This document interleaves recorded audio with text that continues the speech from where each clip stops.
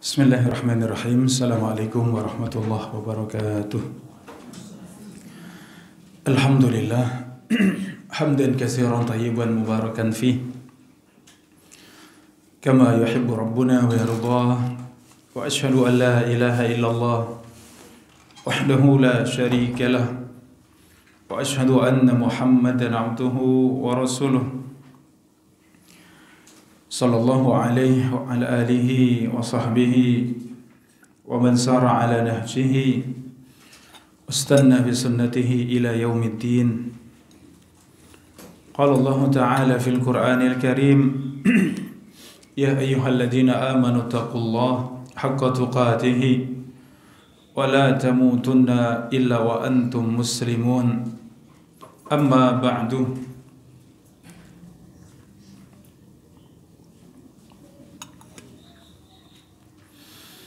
Alhamdulillah, akhwati fillah rahimani wa rahimakumullah. Pagi yang berbahagia ini kembali kita bermajelis ilmu, memohon kepada Allah Subhanahu wa taala, Allahumma 'allimna ma yanfa'una wa anfa'na bima 'allamtana wa zidna ilma.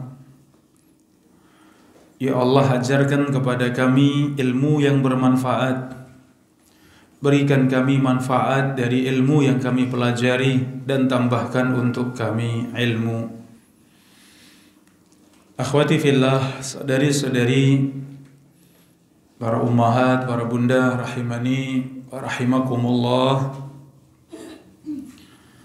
Kajian kita dari kitab Al-Mulakhas Al-Fiqhi karya Syekh Shalih Al-Fauzan hafizahullah. Kita masih ada pada bagian terakhir dari nafaqatuz zaujah, yaitu memberikan nafkah kepada istri. Wa yabda'u waktu wujubi nafaqatiz zaujah ala zawjiha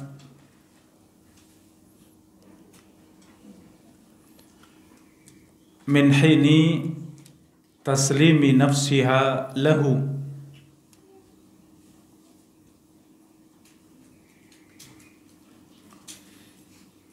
Dan waktu mulai wajibnya untuk memberikan nafkah kepada istri atas suaminya, artinya kewajiban suami kapan mulai memberikan nafkah, min hini taslimi nafsiha lahu, dari semenjak ia menyerahkan dirinya untuk suaminya. Fa in a'sara bin nafaqati, dan jika suami kesulitan untuk memberikan nafkah, falaha faskhu nikahiha minhu, maka bagi istri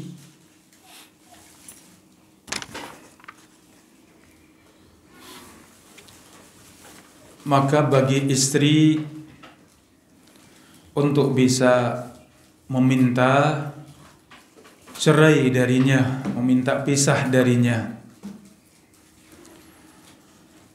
Akhwati fillah rahimani wa rahimakumullah, ini kewajiban memberikan nafkah itu dimulai setelah seorang istri diserahkan kepada suaminya. Keluarga menyerahkan wanita tersebut kepada suaminya, maka suami berkewajiban memberikan nafkah untuknya. Poin yang kedua, kalau ternyata suami tidak bisa memberikan nafkah, fakir, tidak mampu memberikan nafkah kepada istri, maka istri berhak untuk meminta pisah darinya, berhak untuk meminta cerai darinya. Ini akhwati fillah rahimakumullah, karena memberikan nafkah ini kewajiban suami. Kalau suami tidak mampu memberikan nafkah berupa makanan, minuman, pakaian, tempat tinggal, demikian kebutuhan pokok seperti kesehatan, pendidikan dan yang lain, kalau ternyata suami tidak mampu, maka ia harus merelakan istrinya untuk pisah darinya. Karena wanita tersebut tertahan. Kenapa? Karena dinikahi oleh lelaki tersebut. Kalau ia ceraikan bisa jadi akan dinikahi yang mampu untuk menafkahi, ya, sehingga tidak kesulitan dalam urusan nafkah. Yaitu nafkah maksudnya adalah sesuatu yang wajib, sesuatu yang pokok untuk didapatkan. Li hadits Abi Hurairah radhiyallahu anhu marfu'an, sebagaimana hadis Abi Hurairah radhiyallahu anhu yang marfu', yang diangkat dan disandarkan kepada Nabi sallallahu alaihi wasallam, fir rajuli la yajidu ma yunfiqu ala imra'atihi, atas seorang laki-laki yang tidak mendapatkan nafkah untuk diberikan kepada istrinya. Qala yufarraqu bainahuma. Maka dalam hadis tersebut dikatakan yufarraqu bainahuma, maka antara suami dan istri tersebut dipisahkan, diceraikan.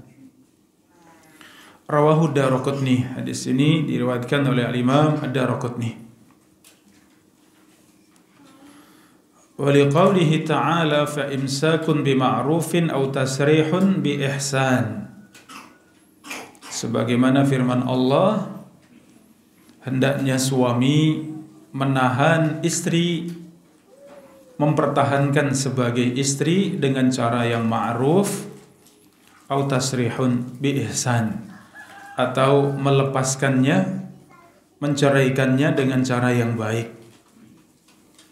Ini surat Al-Baqarah ayat 229, di mana Allah Subhanahu wa taala memberikan pilihan kepada suami ketika ia menahan istrinya tetap bersama dengan istrinya, maka imsakun bima'ruf, maka ditahan bima'ruf dengan cara yang baik. Atau kalau tidak mampu, maka ceraikan bi ihsan, ceraikan dengan cara yang baik. Wa laysal imsaku ma'a tarkin nafaqati imsakan bima'ruf. Dan menahan istri namun tidak memberikan nafkah kepadanya, maka itu bukan menahan dengan cara yang ma'ruf. Artinya perintah Allah fa imsakun bima'ruf, menahan dengan cara yang baik, yaitu mempertahankan tetap sebagai istrinya, bima'ruf dengan cara yang baik, yaitu dengan cara diantaranya menafkahi. Wa in ghaba zaujun musirun. Poin selanjutnya, akhwati fillah, jika suami yang kaya, yang longgar, ia pergi, ghaba, ia pergi, walam yada limra'atihi nafaqatan, tanpa meninggalkan nafkah untuk istrinya, fata'azzara akhduha min malihi, dan tidak mungkin istri mengambil dari hartanya, au istidanatuha alaihi, atau istri berhutang atas nama suaminya, ternyata ini juga tidak mungkin. Ya, jadi suami pergi begitu saja, tidak meninggalkan harta, tidak meninggalkan nafkah, tidak meninggalkan harta, sehingga kalau pergi meninggalkan harta bisa mengambil dari hartanya. Ya, atau berhutang dengan atas nama suaminya yang pergi tadi, ternyata juga tidak bisa. Falaha al-fashu biiznil hakim. Maka seorang istri boleh untuk meminta cerai dengan izin dari sang hakim. Ya, dengan izin dari al-hakim. Ini kalau di kita, akhwati fillah, tentu dari KUA ya. Permasalahan yang seperti ini bisa diangkat kepada KUA. Nanti mereka yang tahu hukum fikih yang demikian, memang sudah saatnya untuk dipisahkan, maka akan dipisahkan. Fa in qadirat ala malihi, kalau ternyata istri mampu untuk bisa mengambil hartanya, akhadat qadra kifayatiha, maka ia mengambil sesuai dengan kecukupannya istri dan anak-anaknya. Lima fi sahihaini annahu sallallahu alaihi wasallam qala li Hindin, di dalam hadis yang sahih riwayat Al-Bukhari dan Muslim, Nabi sallallahu alaihi wasallam mengatakan kepada Hindun, khudhi ma yakfiki wa waladaki bil ma'ruf, ambillah dari harta suamimu yang cukup untukmu dan anak-anakmu bil ma'ruf, dengan cara yang baik, dengan cara yang ma'ruf, yaitu tidak boros dan tidak pelit, dengan cara yang baik, sedang ya, memang sesuai kebutuhannya. Lamma zakarat lahu anna zawjaha la yu'tiha ma yakfiha wa waladaha, tatkala Hindun menyebutkan di hadapan Nabi sallallahu alaihi wasallam bahwa suaminya Abu Sufyan, suaminya Hindun, Abu Sufyan, tidak memberikan nafkah yang mencukupi untuk diri dan anaknya. Ini akhwati fillah, kalau suami mampu ternyata pelit, ya, istri benar-benar merasa tidak cukup, ya, misal kebutuhan wajar, ya 1 bulan itu untuk beli beras, untuk beli sayur, lauk yang ringan, yang sedang, kebutuhan misalnya 1 juta misalnya untuk diri dan anak atau bersama dengan suami, ternyata suaminya mampu, suaminya longgar hartanya, tapi ternyata tidak sampai 1 juta. Padahal cukupnya 1 juta, dikasih 500 misalnya, sangat sulit untuk mengatur, sangat ya memberatkan. Maka boleh, kalau memang sudah menyampaikan dengan baik pada suami tetap tidak dikasih, maka boleh mengambil sembunyi-sembunyi bil ma'ruf. Ini catatannya akhwati fillah, ya, dengan cara yang baik, tidak mengambil yang berlebihan atau boros, ya, tapi mengambil secukupnya. Ya, dan ini pada asalnya sesuatu yang tidak boleh, ya, mengambil dengan tidak izin, ya, mencuri atau ghasab, ya, ini tidak boleh. Tapi keadaan mendesak, maslahat yang lebih besar, maka syariat membolehkan. Namun kalau sudah tercukupi dengan mengambil dan sudah tercukupi, maka kembali kepada hukum asal. Itu hukumnya adalah haram, ya, tidak boleh. Sehingga tidak boleh mengambil kemudian untuk beli, untuk belanja macam-macam misalnya yang bukan kebutuhan pokok, ya, maka itu tidak boleh. Wa min hadza wa ghairuhu wa min hadza wa ghairihi nudriku kamal hadhihi syariah. Disinilah kita mendapati sempurnanya syariat Islam. Wa yata'aha kulla dhi haqqin haqqah.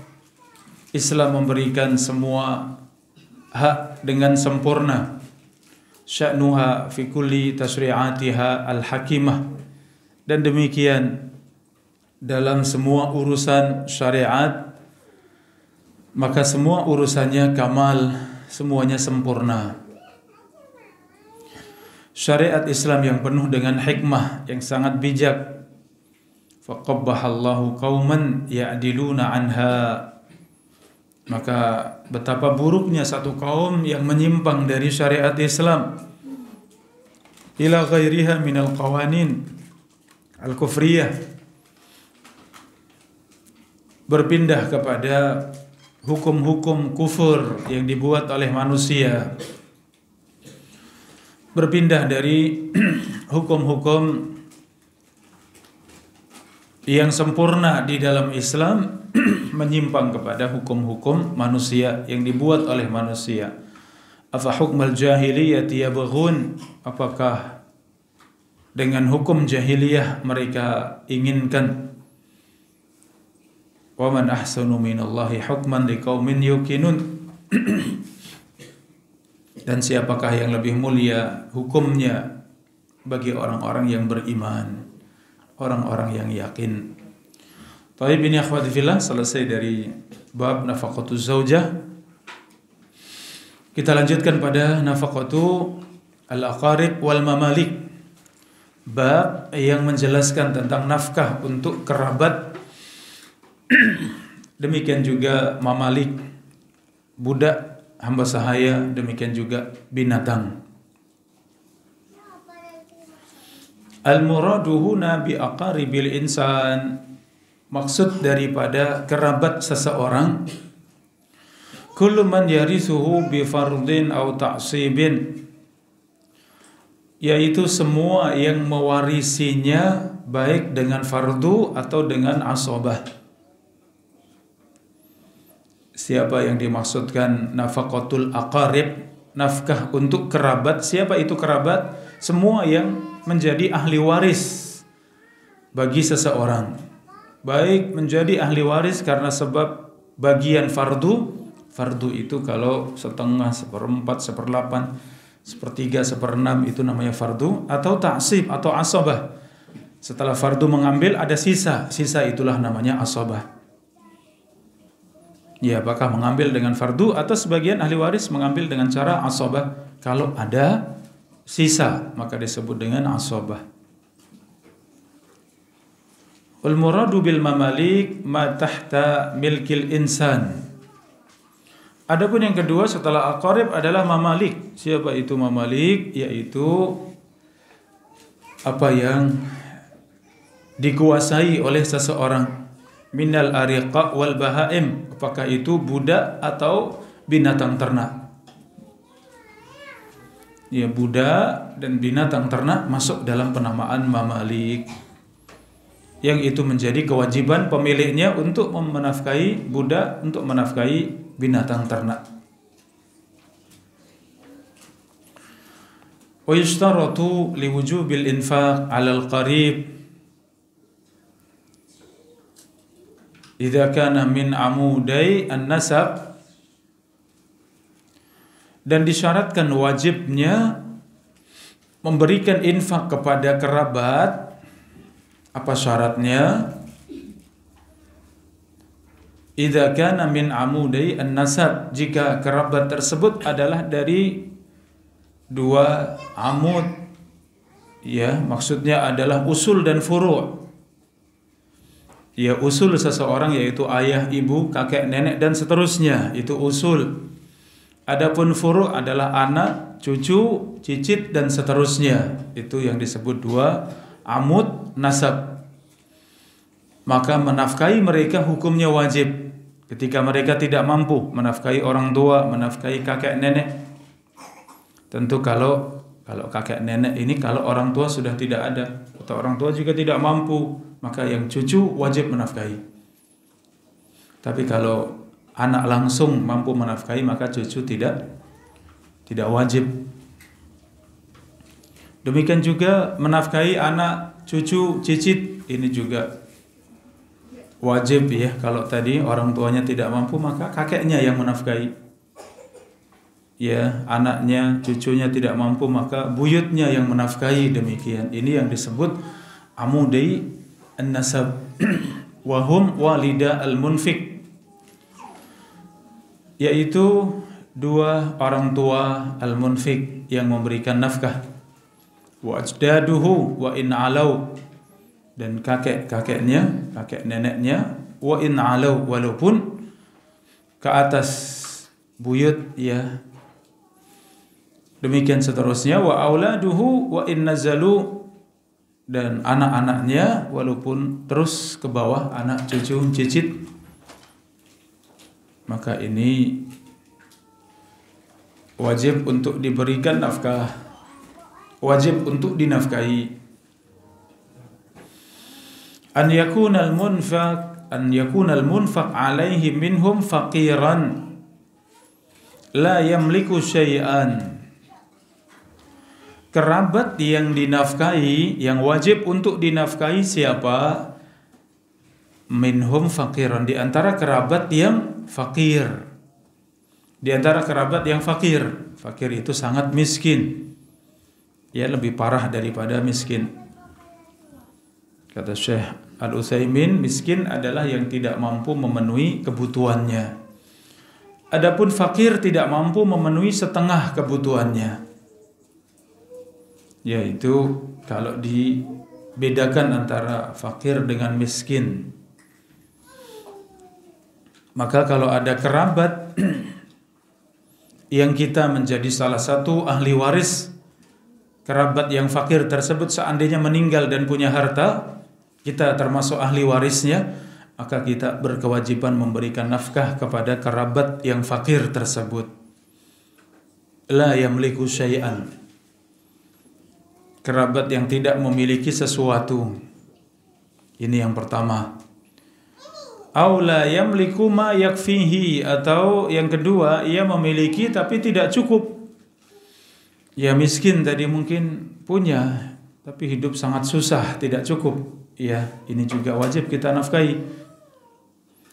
Wala yaqdiru ala takassub, atau yang ketiga memang tidak mampu untuk bekerja. Mungkin sakit, mungkin tidak bisa berjalan, mungkin ya demikian seterusnya. Ia tidak mampu bekerja. Ya misalnya sakit akalnya misalnya, ya, atau berkebutuhan khusus misalnya, tidak mampu bekerja, maka seperti ini siapa yang menafkahi? Dari yang paling dekat, ya, al-aqrab fal-aqrab, dari yang paling dekat, demikian seterusnya. Ini diantara syaratnya, akhwati fillah, yang dinafkahi itu seorang yang fakir. Sebabnya fakir tadi tidak punya sesuatu, atau punya tidak cukup, atau yang ketiga tidak mampu bekerja. Wa an yakunal munfiq ghaniyan. Syarat yang kedua, yang menafkahi, al-munfiq itu yang menafkahi, ghaniyan, seorang yang mampu. Kapan dikatakan mampu? Indahu ma yafdulu an qutihi. Dikatakan mampu kalau ia punya yafdul, punya kelebihan dari hartanya, ankutihi, yang dipakai untuk memberikan qut, memberikan nafkah yang wajib, nafkah untuk diri sendiri, wa quti zaujatihi wa mamlukihi, dan nafkah untuk istri, untuk anak-anaknya, dan untuk budaknya. Setelah menafkahi diri, istri, anak-anaknya, budaknya, ternyata masih ada harta yang sisa. Ini disebut ghani, seorang yang kaya, yaitu punya kelebihan dari nafkah wajib. Maka kelebihan tersebut dikatakan seorang yang mampu, seorang yang kaya. Maka kalau ada dari kerabatnya yang tidak mampu, maka ia wajib menafkahi. Coba ya kita perhatikan bagaimana sempurnanya Islam. Ternyata tidak hanya memperhatikan diri sendiri, tidak hanya cukup untuk diri dan keluarga saja, istri dan anak, tapi ternyata ada di antara keluarga kita yang itu juga wajib kita nafkahi, khususnya adalah tadi amudai an-nasab tadi, ya, usul dan furu' tadi, bapak, ya, orang tua, kakek dan seterusnya, anak, cucu dan seterusnya, itu yang wajib dinafkahi. Ini akhwati fillah rahimakumullah. Kemudian yang ketiga, wa an yakunal munfiq wal munfaq alaihi ala dinin wahid. Yang memberi nafkah dan yang diberi nafkah itu satu agama. Ya, kalau muslim sama-sama muslim, kalau ahli kitab sama-sama ahli kitab. Ahli kitab yang di bawah kekuasaan kaum muslimin tetap diatur oleh kaum muslimin. Ya, maka kalau ada non-muslim tadi yang fakir, maka pemerintah mewajibkan kepada non-muslim yang mampu untuk menafkahi dari kerabatnya. Ini akhwati fillah rahimakumullah, ya. Jadi di dalam syariat Islam sangat jelas,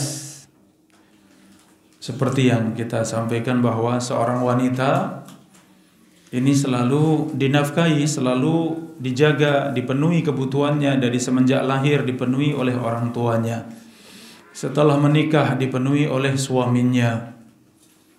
Ya, ketika ia ditinggal suaminya atau ditinggal wafat suaminya, maka kembali kepada walinya. Siapa walinya? Mungkin masih ada orang tuanya. Seandainya orang tua juga tidak ada, kembali kepada wali yang lain.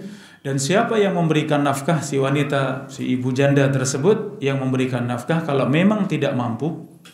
Kecuali janda yang mampu ya. Kalau janda yang fakir, yang tidak mampu untuk kebutuhan pokok sehari-hari, maka yang mencukupi adalah kerabatnya. Siapa kerabatnya? Ahli warisnya seandainya si ibu tersebut meninggal. Siapa yang akan menjadi ahli warisnya? Maka itu yang berkewajiban memberikan nafkah. Al-aqrab fal-aqrab, ya, dari yang paling dekat demikian seterusnya.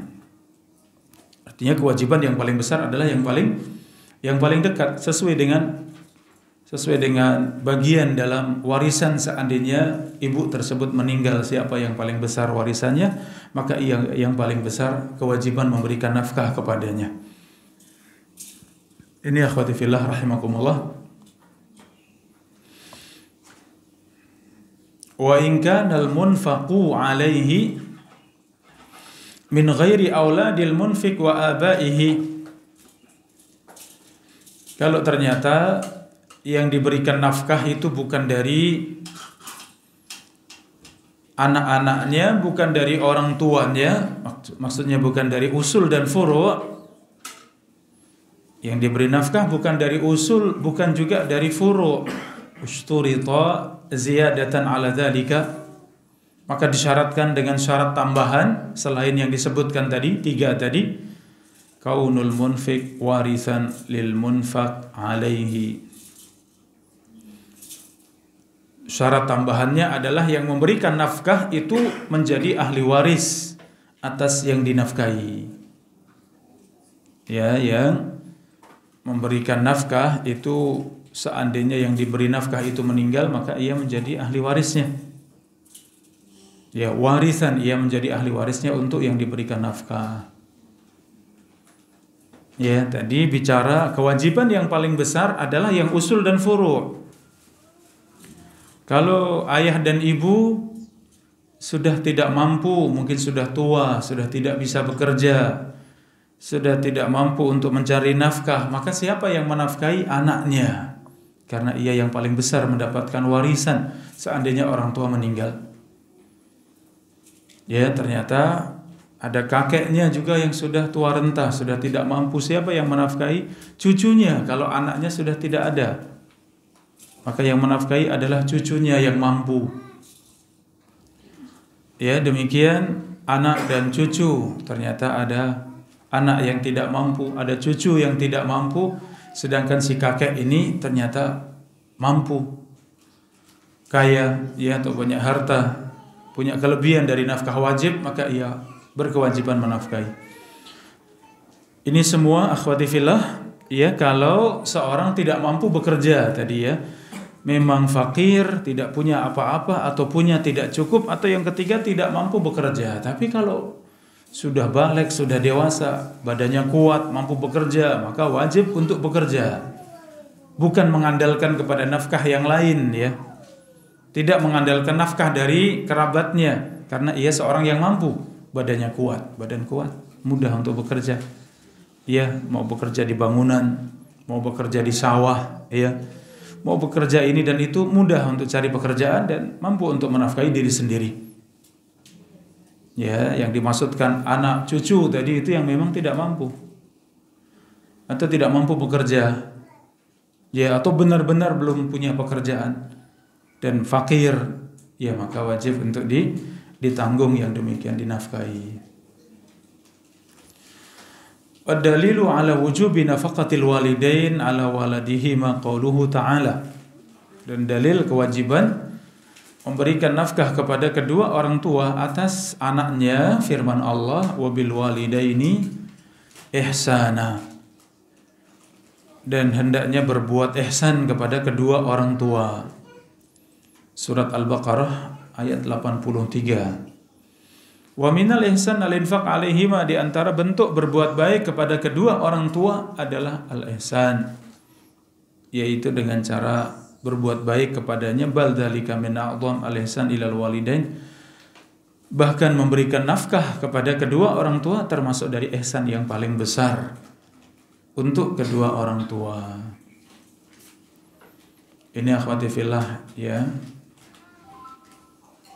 Selain memang syariat Islam ini mewajibkan kepada kita untuk menafkahi kedua orang tua yang tidak mampu, orang tua yang mampu saja, anak kalau longgar mampu ya tetap bahagiakan orang tua, mungkin belikan oleh-oleh, bawakan apa yang disukai orang tua. Ini bentuk ihsan pada orang tua. Apalagi orang tua tidak mampu, maka itu wajib bagi anak untuk menafkahi. Ad-dalilu ala wujubi nafaqatil aulad ala abihim qauluhu ta'ala. Dan dalil kewajiban untuk memberikan nafkah kepada anak atas orang tua, atas ayahnya, firman Allah, wa 'alal mauludi lahu rizquhunna wa kiswatuhunna bil ma'ruf.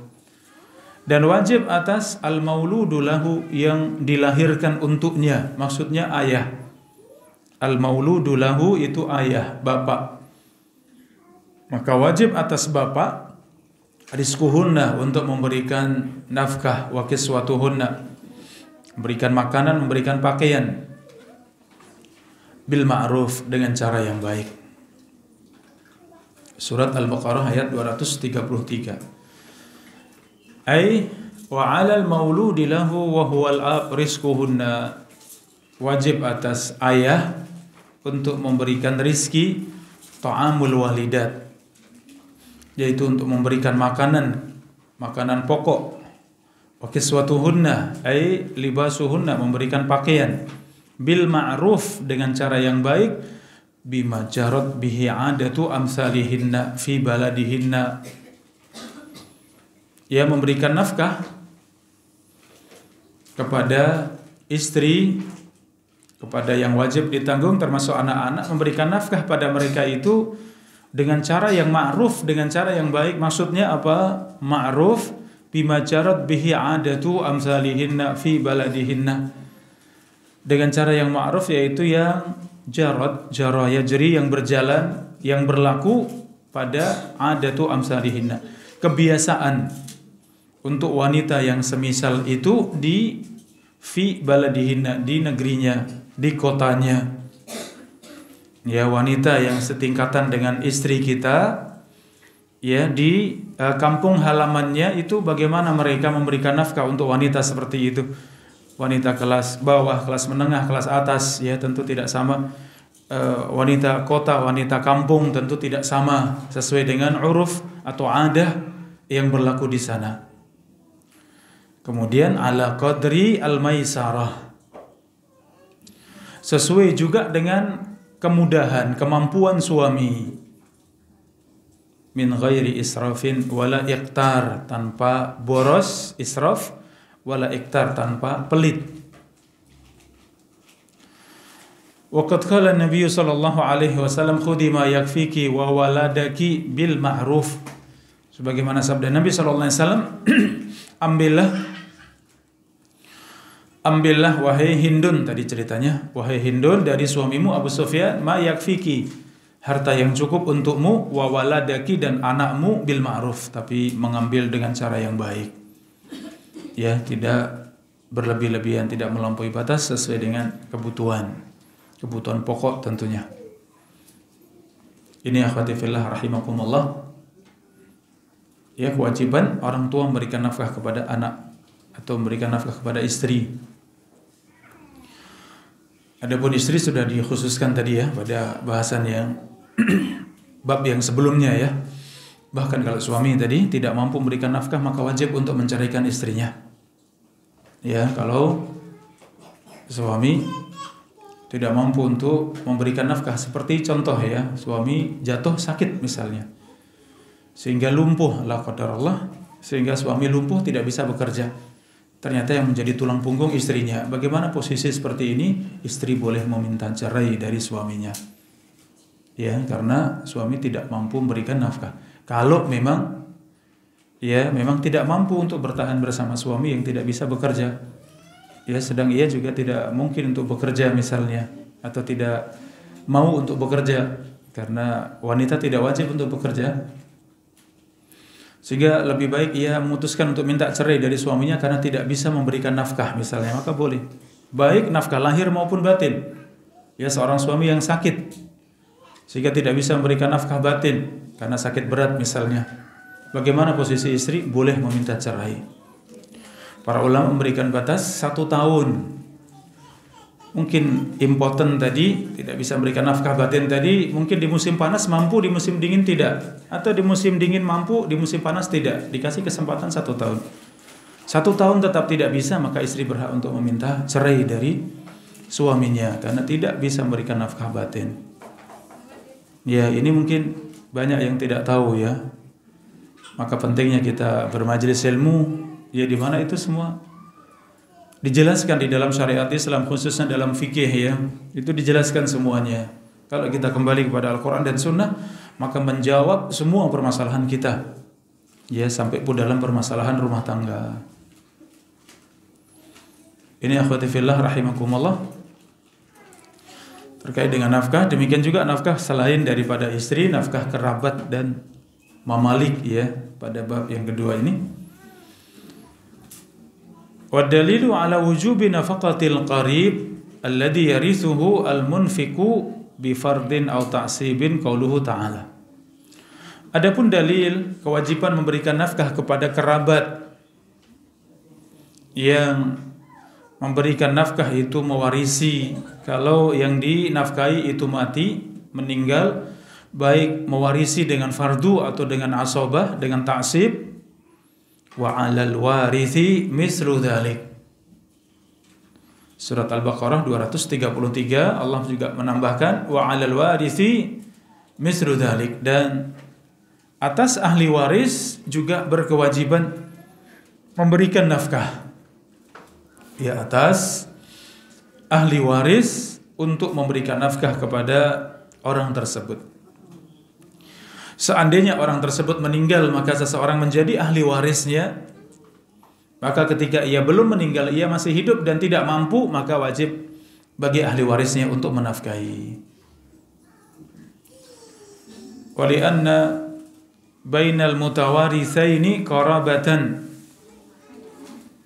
Karena hubungan di antara dua orang yang saling mewarisi itu hubungan kerabat. Punya hubungan kerabat, taqtadhi kaunal warithi ahaqqa bimalil mawrus min sairin nas.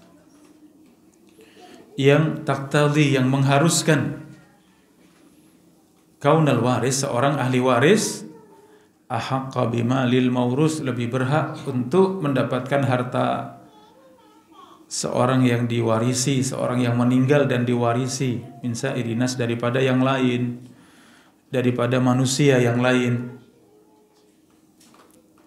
Ini menjelaskan akhwati fillah tentang ahli waris. Ahli waris, kalau ternyata si orang yang dinafkahi tadi memang tidak mampu, maka wajib dinafkahi. Kenapa? Karena kalau ia meninggal dan punya harta, seorang menjadi ahli warisnya. Fayan bagi an yakhtassa biwujubi silatihi bin nafaqah. Maka seharusnya dikhususkan akan kewajiban menyambung orang tersebut, kerabat tersebut, dengan nafkah, dengan memberikan nafkah kepadanya, duna ghairihi, bukan orang lain yang tidak mendapatkan warisan, mimman la yaris, yang tidak mendapatkan warisan. Ya, ini akhwati fillah. Jadi ada al-warasah, ada ahli waris, ada zawul arham, istilahnya zawu al-arham, yaitu orang-orang yang masih punya hubungan rahim dengan seseorang tapi bukan ahli waris.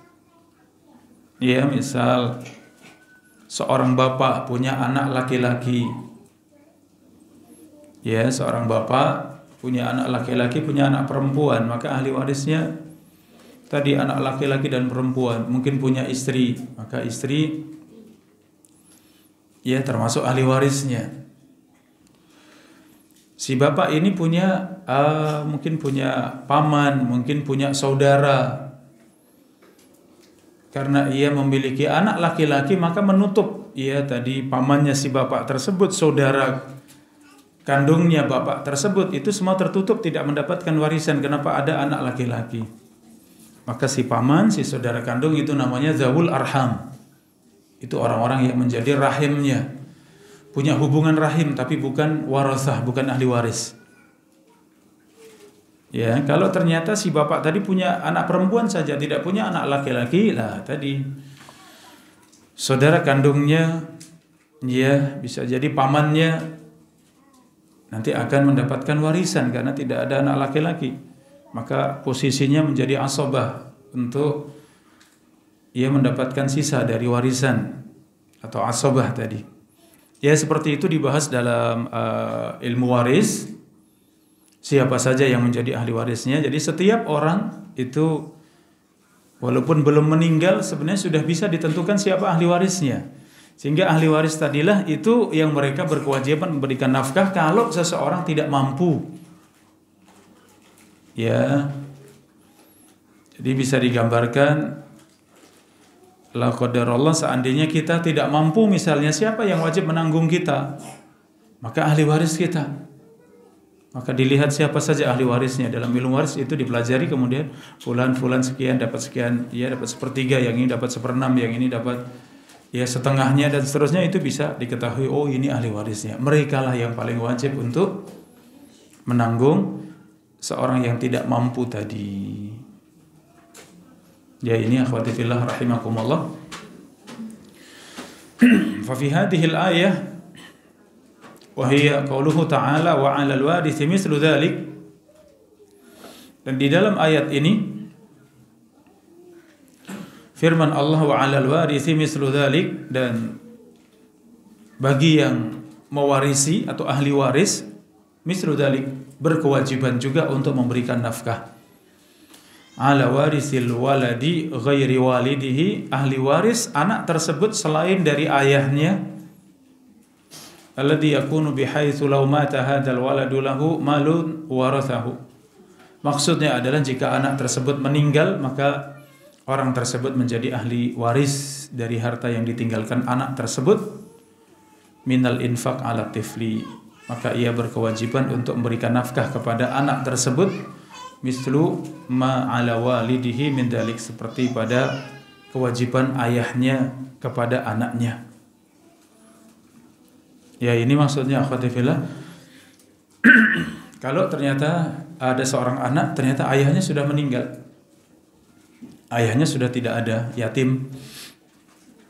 Kemudian anak ini, siapa yang berikan nafkah? Yang berikan nafkah ahli warisnya. Siapa di antara ahli warisnya? Mungkin paman anak tersebut, atau dari saudaranya sudah ada yang dewasa, sudah ada yang mampu.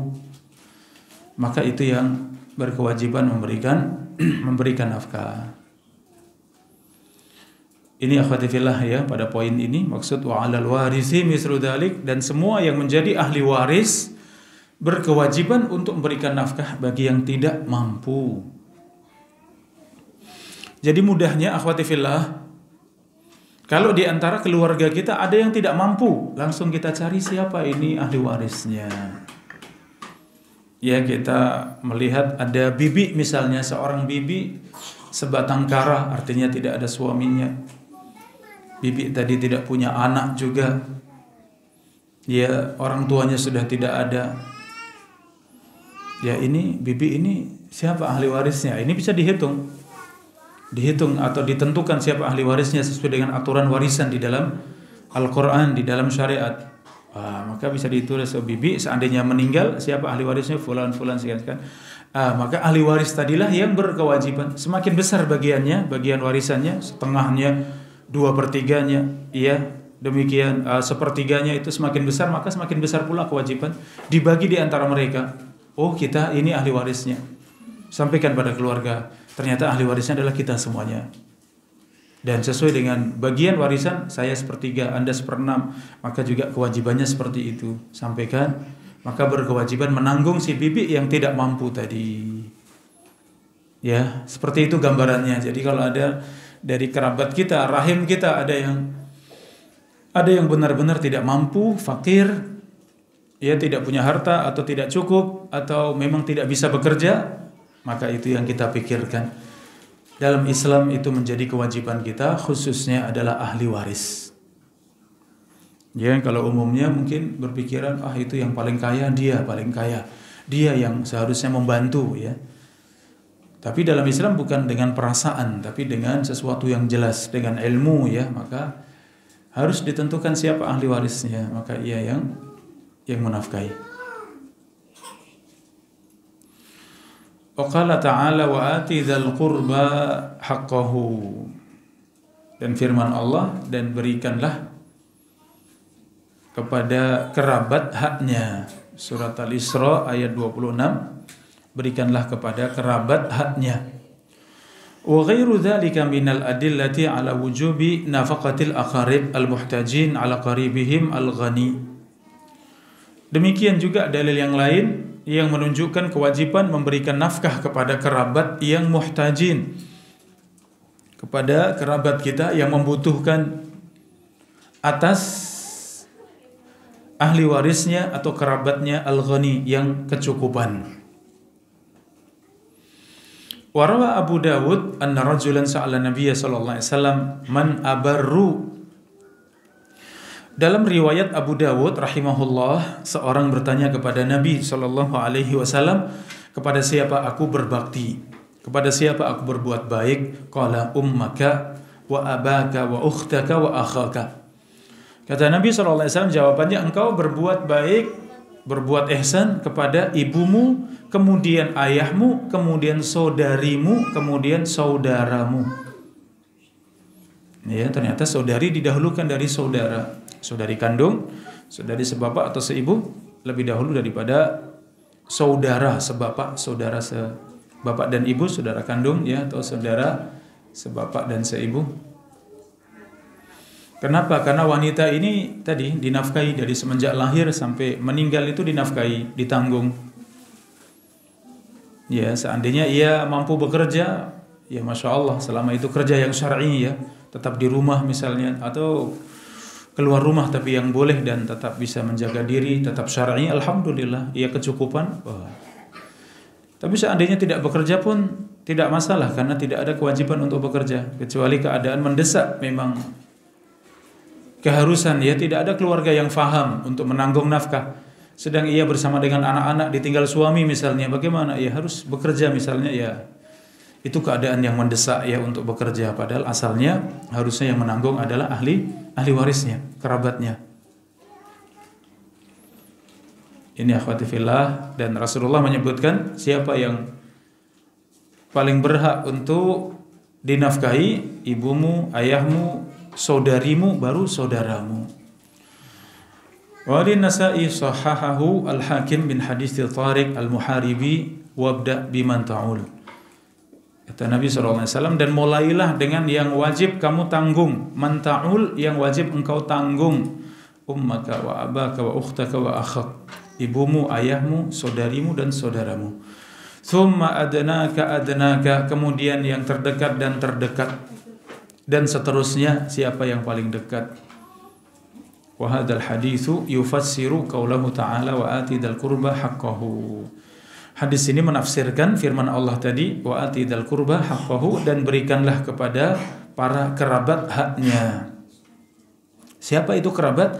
Ibu, ayah, saudari, saudara, dan seterusnya. Al-adna fal adna, yang paling dekat, demikian seterusnya yang paling dekat.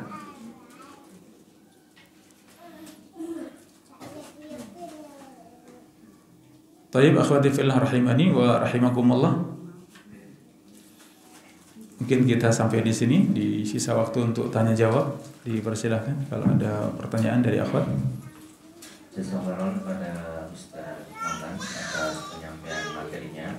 Dan insyaallah ta'ala ini masih ada beberapa paragraf, dan insyaallah mungkin dilanjutkan pada pertemuan selanjutnya. Sebelum pertanyaan kuis, ini ada pertanyaan Ustaz dari via WA. Terus saya bacakan, Ustaz. Bismillah. Assalamualaikum. semoga Ustadz dan tim senantiasa dirahmati oleh Allah Subhanahu wa taala dan Amin. semoga Allah Subhanahu wa taala senantiasa merahmati Ustadz. Apa Ustadz? Teman saya suaminya pemabuk dan jarang sholat. Yeah. Ketika minta khulu, dia mengancam bunuh diri atau melukai dia dan anak-anaknya. Dan sang suami jarang pulang, kalau pulang suka marah, dan terakhir ada tindakan yang tidak terpuji. Sang suami merekam anak putrinya sendiri ketika mandi. Dan ini akhirnya teman saya ini ingin kabur atau hijrah menyelamatkan diri, dan ini juga diizinkan mertuanya. Bolehkah sikap seperti ini, Ustaz? Dan yang kedua, dan apakah boleh kita membantu proses hijrahnya wanita tersebut? Jazakumullah khairan. Jazakumullah khairan. Akhwati fillah rahimakumullah, ya, tadi sudah kita sampaikan ya. Seorang wanita dinikahi, ya, maka yang menikahi berkewajiban memberikan nafkah yang layak, yang semampunya, ya, sesuai dengan kelayakan wanita tersebut pada keluarganya, di masyarakatnya, dan kemampuan suami yang memberikan nafkah. Kalau tidak mampu memberikan nafkah, maka suami berkewajiban untuk menceraikan istrinya. Kalau suami tidak menceraikan, maka istri berhak untuk meminta cerai. Kalau ternyata juga tidak diceraikan, maka istri punya hak yang namanya khulu', gugatan cerai, menggugat kepada pengadilan untuk minta diceraikan karena tidak dinafkahi. Ya, ini akhwati fillah rahimakumullah. Jadi kalau dari pertanyaan tadi, seorang laki-laki yang kerjaannya mabuk, ya, tidak menafkahi keluarganya, ya, ia tidak membimbing keluarganya, seandainya satu sebab saja itu sudah boleh meminta cerai. Suaminya pemabuk, ya, khawatir itu merusak dirinya atau merusak anak-anaknya, maka boleh untuk minta cerai, ya. Kalau sudah diajak untuk bertaubat, dinasehati, diingatkan tetap dengan dosa besar tersebut, maka boleh meminta cerai. Suaminya meninggalkan rumah, ya, tidak memberikan nafkah batin atau jarang sehingga tidak kecukupan, istri juga boleh meminta cerai. Ya, suami yang bejat seperti tadi, yang merekam tadi, ya, dinasehati ternyata tidak bisa, maka istri boleh meminta cerai. Intinya bahwa dari pertanyaan tadi, seorang istri boleh meminta cerai. Kalau suaminya mengancam mau bunuh diri, ya dipersilahkan saja, selamat berjumpa dengan malaikat maut, ya. Ya, santai saja. Itu urusan dia. Kalau sudah dinasehati kok tetap ingin bunuh diri, ya itu urusanmu dengan Allah. Ya. Kalau mengancam, ingin menyakiti, ingin, ya, melukai, ya, Anda punya keluarga, Anda punya saudara-saudari kaum muslimin yang bisa menjaga, menyelamatkan, sampaikan pada orang-orang dekat dia, saya butuh penjagaan, saya butuh untuk dilindungi anak dan saya sendiri misalnya. Insya Allah itu berjalan hanya sebentar, ya, insya Allah. Setelah berpisah, ya, kalau tidak bisa pisah, sampaikan pada KUA, ya, pada pengadilan kita untuk bisa dipisahkan secara paksa, ya. Keputusan sepihak dari pengadilan agama kita untuk dipisahkan karena suami tidak layak, ya, untuk menjadi pemimpin dalam keluarga. Bagaimana kita yang membantu? Ya dibantu, karena ini salah satu yang diharuskan untuk dibantu karena kesulitan dalam masalah rumah tangganya tadi. Jadi akhwati fillah, kita faham dengan fikih seperti ini bukan untuk bermudah-mudahan cerai, bukan, ya. Tapi ternyata semua ada solusinya, dan Islam tidak membebani sesuatu yang kita tidak mampu. Istri sudah benar-benar tidak mampu, adakah solusi? Pasti ada di dalam Islam, ya. Pasti ada solusinya. Ya, sehingga Islam memberikan solusi pada semuanya. Baik untuk istri maupun untuk suami. Allah taala a'lam. Taib, ada dua saudara, satu laki-laki dan satu perempuan. Orang tua sudah meninggal, harta sudah dibagi, tidak lama berselang saudara laki-laki meninggal dan mempunyai 2 anak perempuan. Pertanyaannya, apakah saudara perempuan mendapatkan warisan dari saudara laki-laki? Tayyib, yang kedua tadi, tidak selang lama saudara laki-laki meninggal mempunyai 2 anak perempuan. Apakah saudari perempuan mendapatkan warisan? Taib, ini akhwati fillah, untuk hitungan warisan ini perlu dihitung secara detail ya, karena persyaratan dalam warisan itu sangat panjang. Ya, sangat panjang. Khususnya adalah saudari itu bisa mewarisi, bisa tidak. Kalau dalam warisan yang selalu mewarisi tadi usul dan furu itu pasti mewarisi. Yang namanya anak itu pasti mewarisi. Yang namanya usul bapak, ibu itu pasti mewarisi. Demikian satu lagi suami dan istri. Kalau yang meninggal istri pasti suami dapat warisan. Kalau yang meninggal suami, istri pasti dapat warisan. Jadi 3 ini yang pasti mendapatkan warisan. Kalau yang lain itu harus dihitung penuh dengan syarat ya, sehingga harus diperjelas apakah dapat atau tertutup dengan yang lain, atau mendapat warisan bersama dengan saudaranya dan seterusnya. Ini persyaratannya banyak ya. Intinya kalau anak pasti dapat, orang tua pasti dapat, istri atau suami pasti dapat, adapun yang lain harus dihitung. Ya, demikian Allah taala a'lam. Baik. Sekarang siap-siap kuis ya. Tafadhol Ustaz, ngasih pertanyaan pertama untuk Ummahat di lantai 1. Ummahat ya. Tujuan pertanyaan ini juga untuk menguji tingkat pemahaman para peserta terhadap materi yang disampaikan oleh Al-Ustaz. Tafadhol Ustaz. Baik. Ini menjawabnya gimana? Langsung mereka ya. Ada yang sudah siap ya? Siapa yang menjawab ya? Mic-nya belum ada. Mic-nya belum ada. Bentar.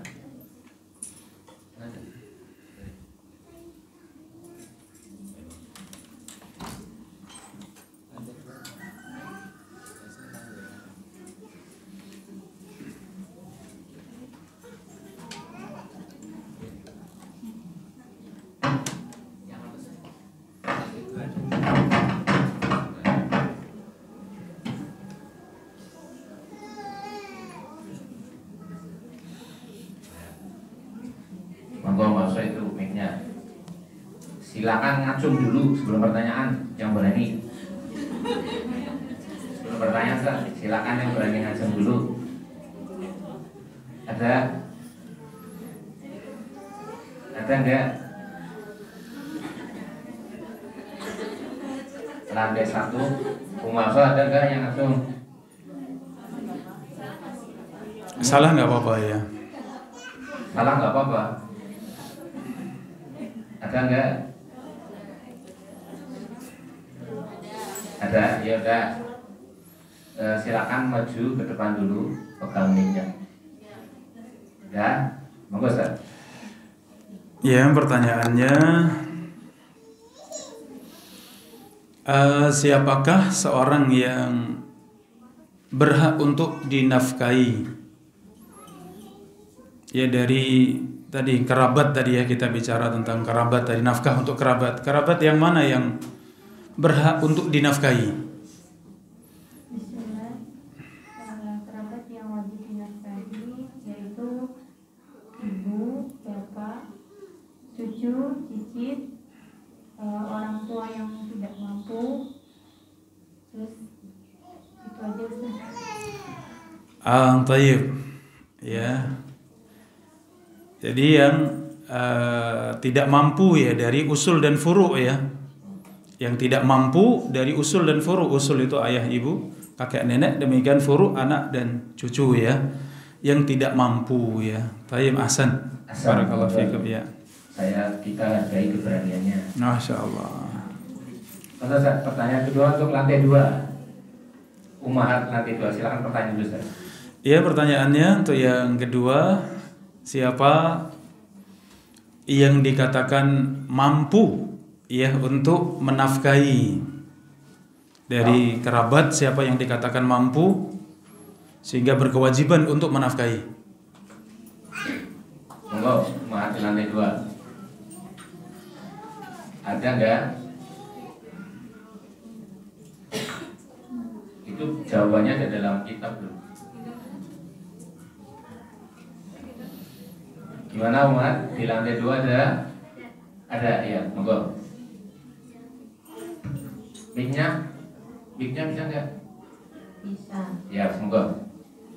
Yang wajib menafkahi kerabat yang lain adalah apabila seseorang itu telah bisa menafkahi dirinya, menafkahi istrinya dan anaknya.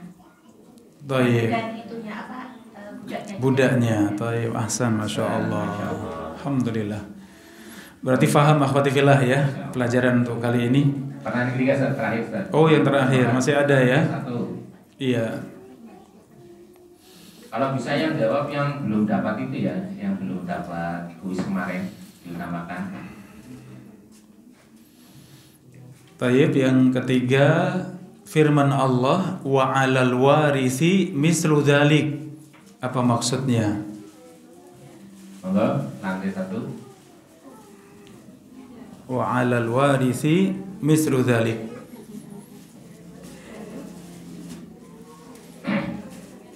Ada yang berani? Ya, monggo. Kewajiban menafkahi kerabat. Dalil atas Kewajiban menafkahi kerabat. iya, atas ahli waris untuk menafkahi kerabatnya. Iya, ahsan ya. Wa 'alal waris, al waris itu ahli waris, untuk ahli waris berkewajiban menafkahi kerabatnya yang tidak mampu. Ahsan ya, barakallahu fiik. Ya, tayyib akhwati fillah rahimakumullah. Ini hari ini Masya Allah ya, ada surprise-nya, ada hadiahnya ya dari madrasah, Masya Allah.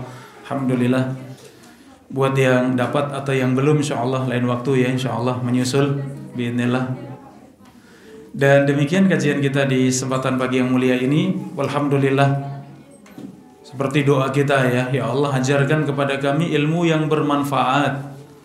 Tidak sampai pada ilmu yang manfaat saja, tapi dan berikan kami manfaat atas ilmu yang sudah kami pelajari. Kemudian selalu Rabbi zidni ilma, selalu minta pada Allah, ya Allah tambahkan untukku ilmu. Demikian akhwati fillah, wallahu taala a'lam bisawab. Sallallahu wasallam ala nabiyyina Muhammadin wa ala alihi wa sahbihi ajma'in, wa akhiru da'wana alhamdulillahi rabbil alamin. Assalamualaikum warahmatullahi wabarakatuh. Waalaikumsalam warahmatullahi wabarakatuh. Sebelum kajian ini kita tutup, ada